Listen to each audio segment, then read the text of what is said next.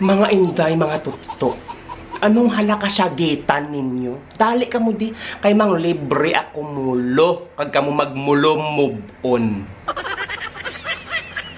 Siling mga maalam, may tinapusan. Pero wala nyo ginarealisar. Wala nyo narealisar nga perdi na. Perdi with a capital P. Period. Bes kan anong inyong singgitan.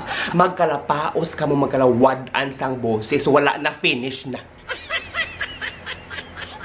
Gani partido PPP Pongko plastar pamati kay mang Pongkoy kita sang kabataan nga naglantaw sang sini pero nagrally gali.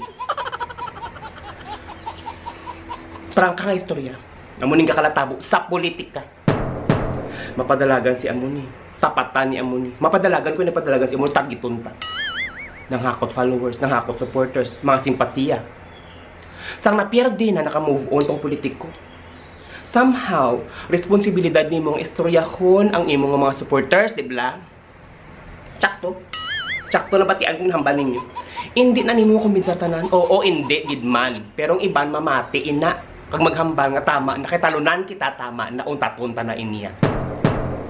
Kunti, nabuhin na ng kalbaryo nila. Nabuhin na ng pagtinitinsya nila.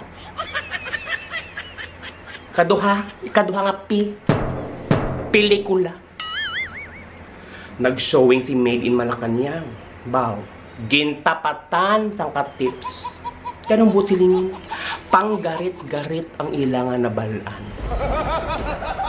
Ining katips, nag-showing, ini nagligad patuig. Tisubong, palantawon nila liwat. Ay ano ka mo umang? Ang iban, minhala kang pinabilang mga tawad. Hay mga buang. Tapos, ang apektado sini sang pelikula kag politika mga kabataan. Ilan tawa tong mga kabataan? Nagpila kag nagasininggitan, nagasyagitan, di ng GMRC, dapat ibalik ang ROTC. At to sila to, naglantaw sila pero ang ginasinggitan ng ilang presidente kag ng ilang vice-presidente. Kung ako ginikanan, kag bata ako ato digto, hulat ka day, magpauli ka kayang binial ga hulat sa imo.